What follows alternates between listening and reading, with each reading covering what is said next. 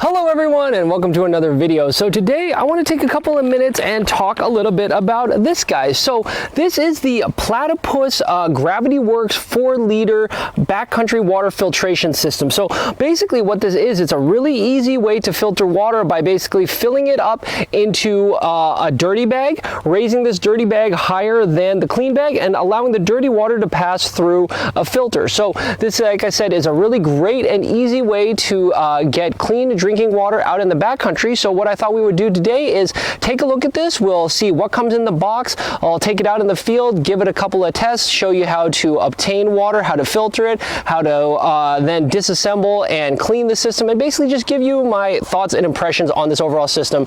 Spoiler alert, I really do like it. So if that all sounds like fun, why don't we go ahead and rewind time and I will show you the unboxing portion of this and we'll see what you get when you purchase the entire kit. All right, so let's go ahead and get this guy out of the box. So here is the box that it came in. To be completely honest, I actually purchased this back in 2018. I know the video now, this is 2022, so quite a bit later, 4 years later. The reason being is I bought this for my kind of emergency preparedness kit and just kind of stored it there and never really used it. Now I think it's time to, let's just take this out of the box and start using it for backpacking, and I'll use something else for my emergency preparedness. But this is what it looked like in 2018. At least the packaging.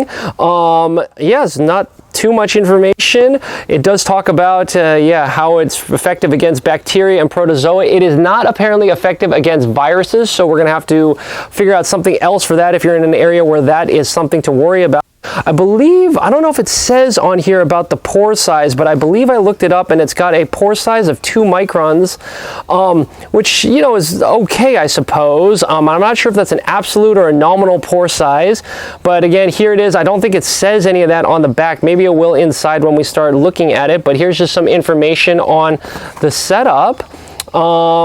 Yeah, that's pretty much the box.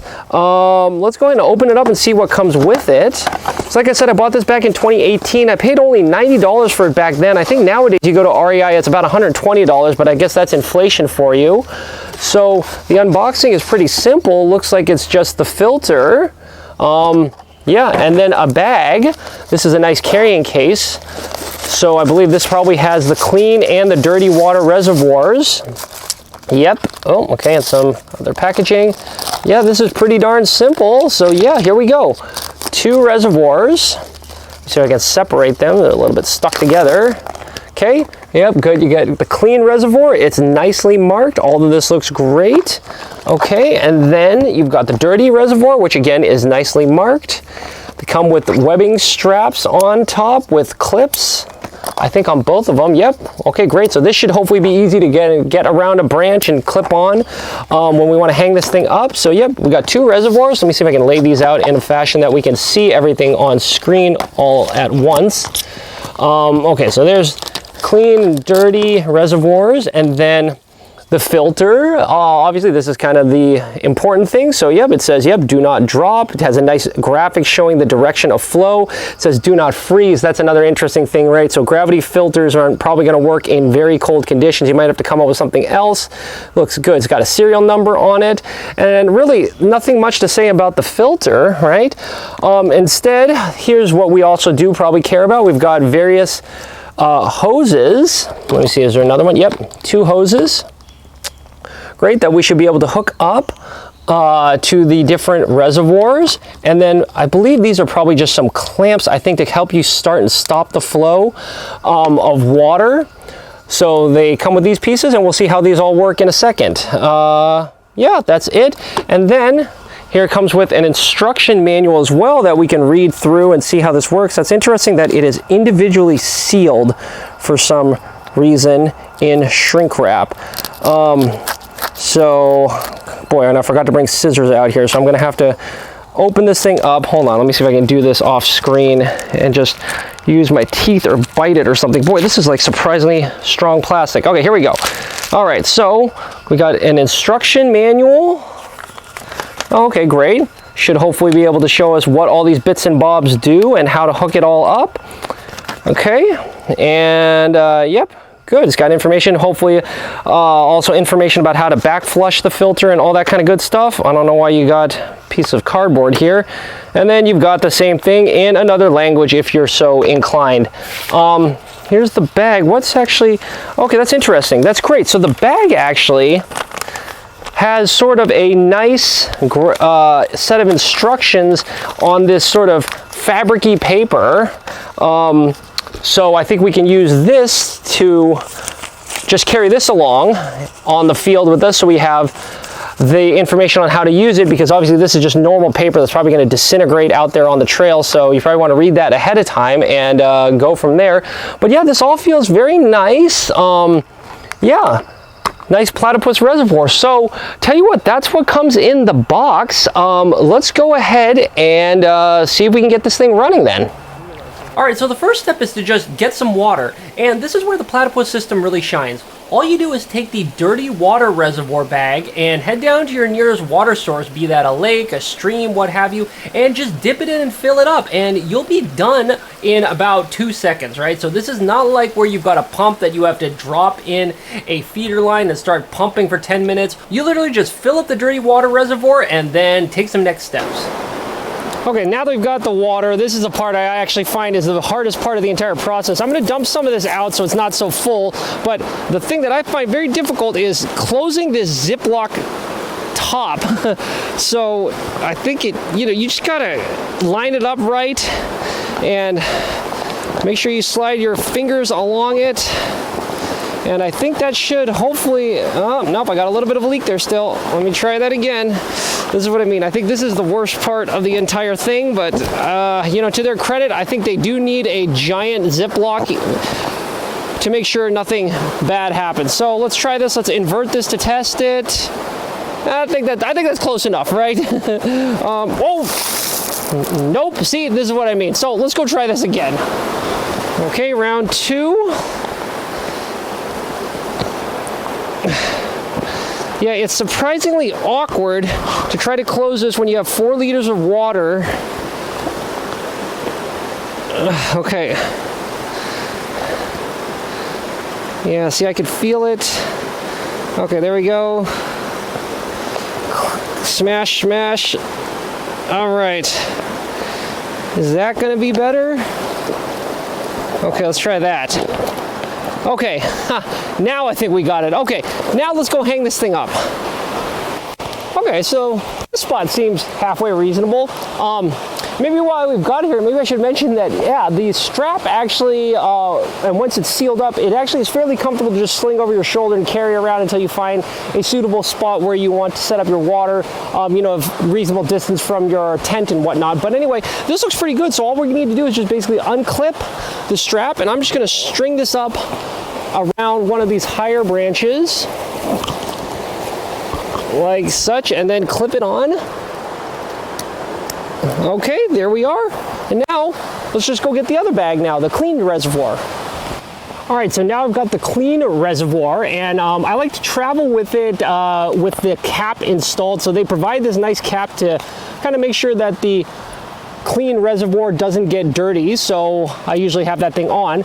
But now what I'll do is I will take the clean reservoir and I will take the filter, and I'm going to take the clean side of the filter, right, which is again attached to the white knob of the filter in the direction of the flow arrow. So this is the clean side, and again, it's fairly idiot proof because there's a unique type of connection. You can't really screw this up. This is the only connection that will go on. So I'm just gonna put that on, screw it on, and we're pretty much almost ready to go. Last thing I will do is I'll add the flow stopping nozzle. So this thing, when you basically squeeze it, it will, you see, basically just pinch the nozzle shut so no water will flow through. We'll open that up in a second, but for now I just want to close everything off. So now at this point we're basically ready to go hook up to the dirty reservoir. So I'll take this side, and as you can see, this is what I was talking about. It's idiot proof. This will not fit into the clean reservoir, so hopefully you can't screw this up too badly.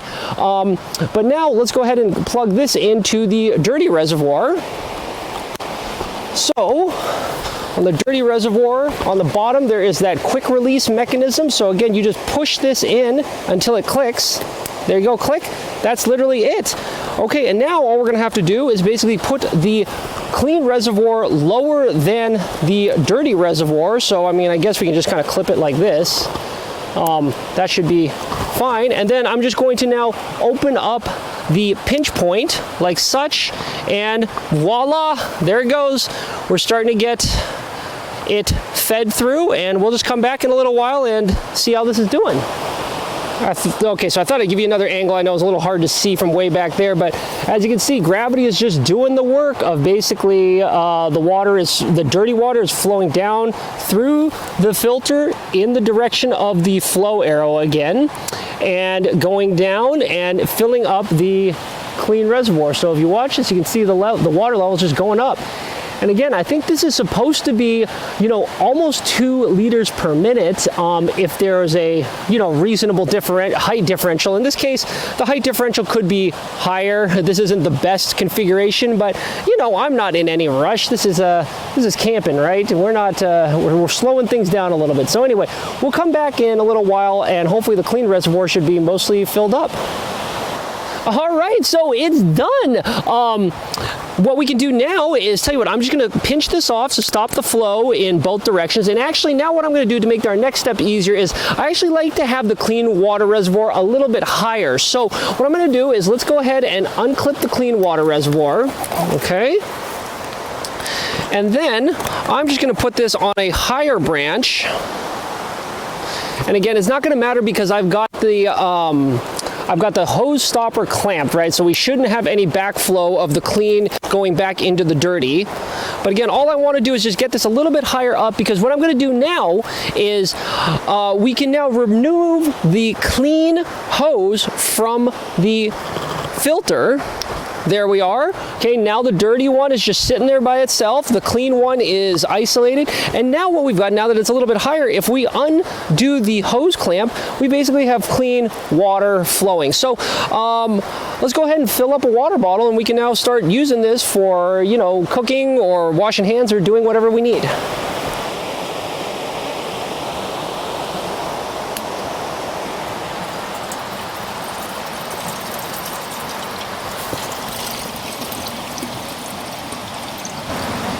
And then surprisingly, this little gadget is actually also fairly useful. This is the little tip protector to kind of keep the tip of your clean nozzle clean, I guess. So basically you gotta just jam this thing on, and I will admit it is kind of a tight fit, so you have to be a little bit careful. Again, the idea is I think you want to try to make sure that the tip of this stays clean and pristine, so try not to touch it too much. But there you go, now you've got this protected. And now, for example, you can see I've got my clean reservoir up in these branches and bushes. I can now with impunity kind of stick that in there, and even though it's kind of rubbing up against the branches, I don't think I'm too worried about it because I've got that little tip protector on there now. So I know we just filtered the water, and theoretically it should be fine to drink. You know, it's got that, I think 2 micron pore size, so it should be fairly good for a lot of the issues, but I'm just a little bit paranoid. So in addition to filtering it, I also like to use a Steri pen. So let's just go ahead and give this a treatment with the Steri pen, and then I think we should be completely ready to drink it. Now let me show you one little trick with these. One issue with the straps that come with the filter system is they're not adjustable. So both of them are the same length for the dirty and the clean bag. So if you have a situation where there's maybe only one branch, and I guess this is probably not the best way to illustrate it, but pretend like there's only one branch and that branch is at the same height, right? If that's the case, both the clean and the dirty bag are going to be at the same level, and the gravity system's not going to work, right? So the trick around this is I always, you know, when you're camping, probably you've got an equipment strap, right? So just extend the clean bag using an equipment strap. So now the clean bag is lower than the dirty bag, even though they're both attached to the same branch, and the attachment point is the same altitude. And now this should work no problem using that setup. Now, one thing I always like to do before I put the filter away is back flush the filter. So right now, as you can see, the clean water is lower than the dirty, so the dirty water will flow down through the filter and into the clean bag. But during that process, depending on the source of the water, and I mean, I'm getting it from this river right here, which is fairly clean, but if there was more sediment, that junk will basically get clogged up in the filter pores. So what we want to do is we're actually going to raise the clean bag higher than the dirty bag, and we're basically going to back flush the water like this. So I'm just going to raise the clean bag up, and now we basically have water flowing in the opposite direction. It's basically coming from the clean down through the filter and pressing those sediments back out into the dirty bag. And you know, you might think this is a little silly, but I have noticed this does affect the flow rate. If you back flush it, the next time you use the filter, it will perform much better than if you don't. So again, this is a real easy thing to do. It's already connected. All you have to do is just basically pick up the clean bag higher than the dirty bag and flush some of this water backwards, and your filter will be pretty, well, not totally clean, but much cleaner than it was before and ready for another use in the future. So packing up the system is actually pretty easy. So obviously you dump out all the dirty water, and again, I like to try to minimize cross-contamination as much as possible. So I usually put the dirty reservoir down, and then I leave the clean reservoir hooked up to the filter on both ends. So that way, the only thing that's really exposed is the dirty end hose, right? So that's the only thing where, you know, something could potentially get in there, and that's fine because I'm gonna run it through the filter eventually anyway. So just lay the clean reservoir on top, and then just kind of arrange the tubes in the middle like such, and then you just roll this thing up gently. Kind of protects the filter, okay? And then you've got yourself your handy dandy little carrying case, and it should all just fit inside the case like such. Takes a little bit of finagling. I maybe didn't roll this as tightly as I should have, but it's not one of those situations where they give you this case that is so tight that you'll never ever get the system back inside. So as you can see, there you go. That's not too shabby at all. And then obviously don't forget your bits and bobs. Your little clean tip cover goes in, and then also the little cap that you can use to cap off the clean reservoir. But as you saw, I like to try to keep that inside and attached to the clean reservoir to kind of keep it a closed system, so that there's no chance for, you know, any other small dirty particles to kind of get its way into the clean side of the system. But I'll just carry that along as well. There you go. Cinch this guy up, and I think we're ready to go. Now, one of the things I'm sure you're always worried about is, you know, is this filter actually working? Well, luckily, Platypus has a procedure to do what they call a filter integrity check. So that will help you understand and make sure that this filter hasn't been compromised. So the way to do that, as you can see, I've just been finished back flushing at least half a liter. In fact, I back flushed quite a bit more than half a liter from the clean into the dirty. And now in this configuration, to do this filter integrity check, all you have to do is disconnect the tube from the clean reservoir, and then we're going to blow into it, and then you're going to come check right here on the output of the dirty side, connecting the filter to the dirty reservoir. You want to see if there's any bubbles coming out. If there's a steady stream of bubbles, the filter is compromised. So I'm going to sit here and I'm going to blow on this.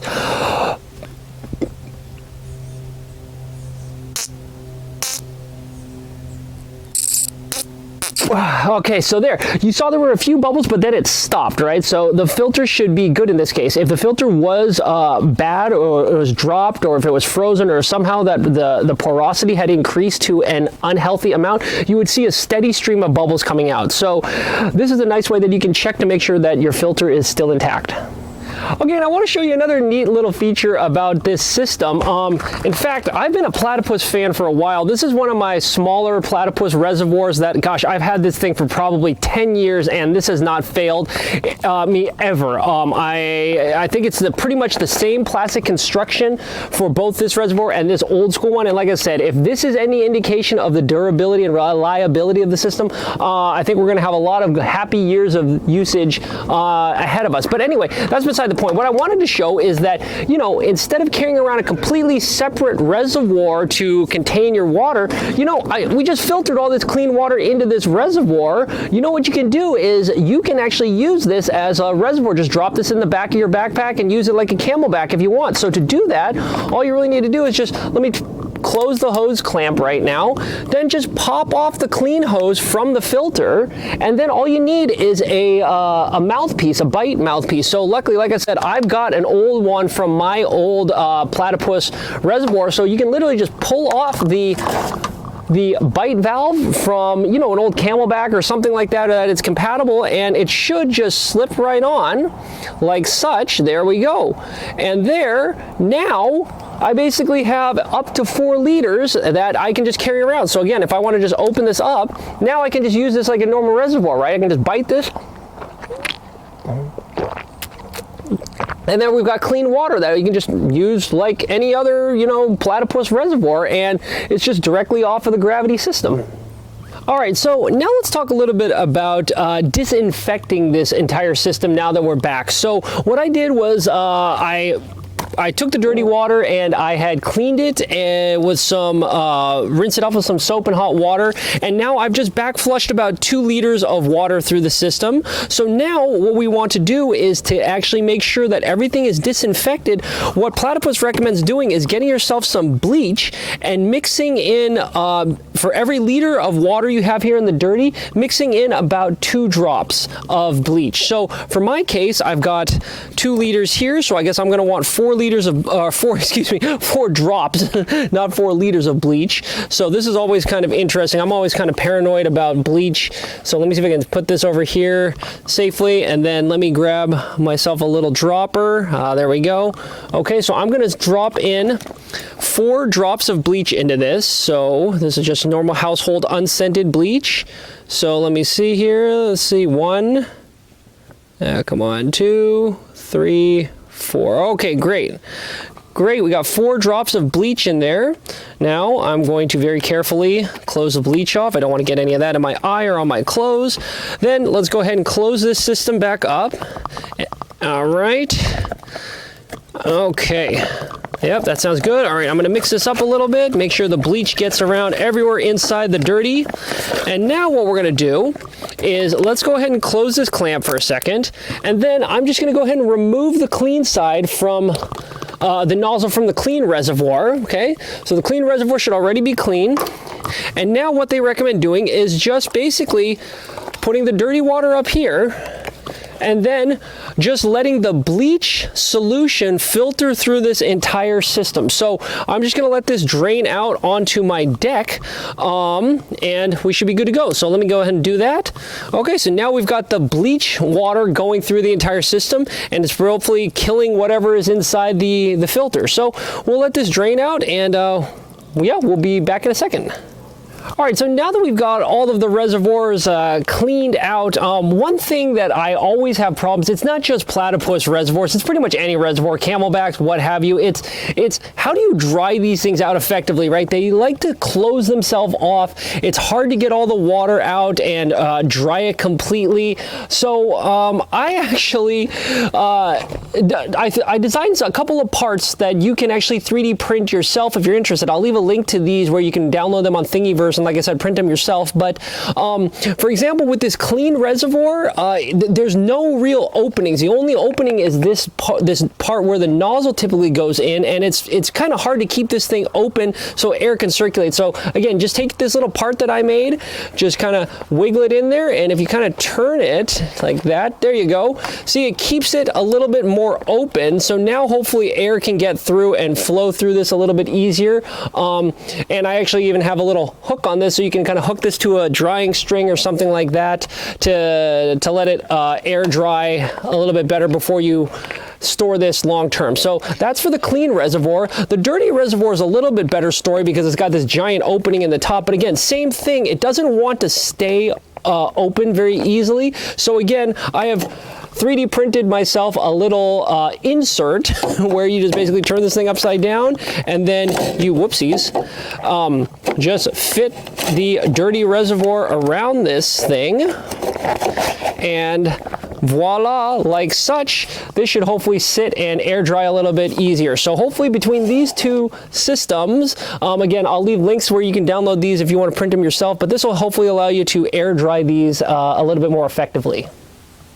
And one final step of getting ready for storage is you can actually disassemble this filter a little bit to allow the inside to dry out. Now, if you read the documentation from the manufacturer, they say you don't really need to, but if you do want to open it up and let it completely dry out, you can. It will help for protect it from freezing.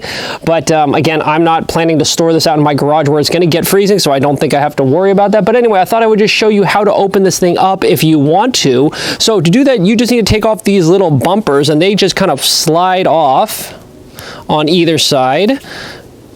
Okay, so there's one, and then there's the other one. So these just rubber bumpers just kind of come off. And then you've got the filter. Now what we got to do is unscrew these. Both of these are normal threads, so basically counterclockwise to loosen, and they are tight. Let me warn you, you really got to herc on these to kind of break it free from the O-ring. Okay, so there's the black, and again, make sure you remember the black side for consistency. This is the dirty side, right? So dirty water flows in, goes through the filter, and then out the clean side. So again, let's just unscrew that. There you go. There's one. And as you can see, here's the O-ring I was talking about. That O-ring really can bind up with this and make it really hard to unscrew. But if you give it enough torque, it should come off. Same thing on this side. Okay, there we go. Let's get the clean cap off. Great, and there you are. And now this is kind of cool. You can kind of see the fibers. Here's the clean side, and I think if you flip it around, it's even more interesting on the dirty side. That's what all of these fibers look like. So again, pretty darn cool, right? It looks like it's going through, I don't know if you can see that. It looks like all these little tubes, but I guess that's what they call it, a hollow fiber membrane, right? Or something like on that order. So now, what we can do is just let this sit in a nice, cool, dry area for, many, many days and let it dry out. And then I think it'll be ready for reassembly and storage.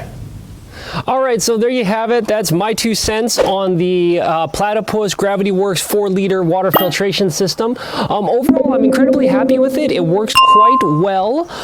That being said, there are obviously some nuances to the system and maybe a couple of small cons. One of them, as we talked about, the equipment straps on the clean and dirty reservoirs are exactly the same length. And actually, I should have also pointed this out, they are non-removable. You can't get them out of these holes and you can't swap them with another equipment strap, which is adjustable. So as such, the problem that you may run into is it's hard to use if you only have a single branch to hang them on. So a lot of times what I'll end up having to do is, like you said, you'll probably have to carry around an extra equipment strap. So that's one extra piece of equipment that might be needed to make this functional in a lot of different situations.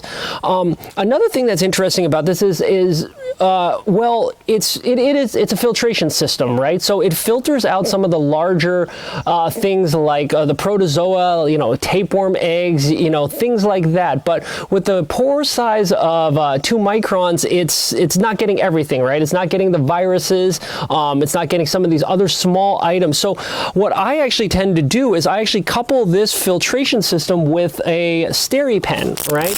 So these two, I think, complement each other quite nicely, right? Because the SteriPen, it's not going to be able to treat some of the larger things like the tapeworm eggs or things like that, but it will definitely zap the viruses and smaller items. Whereas the filter does almost the opposite, right? So by coupling and using both of these together in conjunction, you're pretty much going to hopefully get pretty much everything you're worried about. So that's something to think about. The other thing, like we talked about, is maintenance of these. Like drying them out is a little bit of a pain in the neck. So I had to make myself, a few more pieces of equipment that don't come with the system, right? So that's something that's also necessary. necessary. The other thing to maybe think about is the filter itself, right? So this filter, like we said, it's got a nominal rated flow rate of 1.75 liters per minute, which is great, but it's got a lifespan, right? So it's only good for, I believe Platypus claims 1,500 liters, which, although that is a ton of liquid, so I'm not too worried about that, but you will have to think about replacing this and making sure you have a rough idea of how much it's being used. The other thing that we should talk about is right on the filter, it says do not drop and do not freeze, right?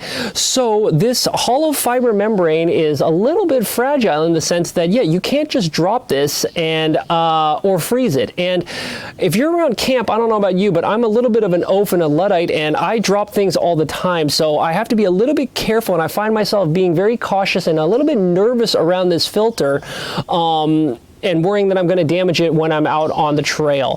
The other thing especially is this do not freeze constraint, right? Since there's water inside here, and if it freezes like overnight, I don't know about you, but sometimes I've been out in the spring or in the fall where, yeah, it might seem nice during the day, but at night, this thing, you know, temperatures could drop, and if you're not allowed to freeze this, right, you can't just leave this thing hanging up like I like to do. So that is kind of a something to worry about, right, is this constraint of not freezing. So this really is not good for 4 seasons camping, right? That being said, you know, one of the things I do like about it is the fact that it's just so easy compared to like a pump or to, say, chemically treating your water. One thing that's really nice about this is the fact that usually you're going to have this thing hanging up at camp, and you can use it for so much more than just drinkable cooking water, right?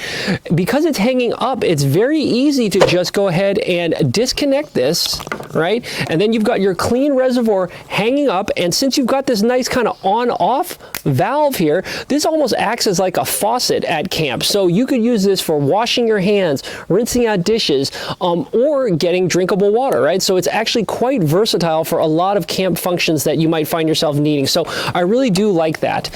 So overall, like we said, a lot of good, a few minuses, but really it's just something I think that you probably want to just think about. So with that being said, I think this is probably a great spot to leave it. I hope you enjoyed the video, and if so, I also hope you'll consider subscribing to the channel. Surprisingly, if you scroll a little ways down there and click on that subscribe button, it really does help me continue making these videos, and I hope to have a lot more other camping and other adventure type videos out in the future. And those new videos, by the way, they should come out every Monday, so I hope I'll be able to catch you at one of these future discussions and we can all learn something new together. So until then, I think I'll sign off. Talk to you later. Bye.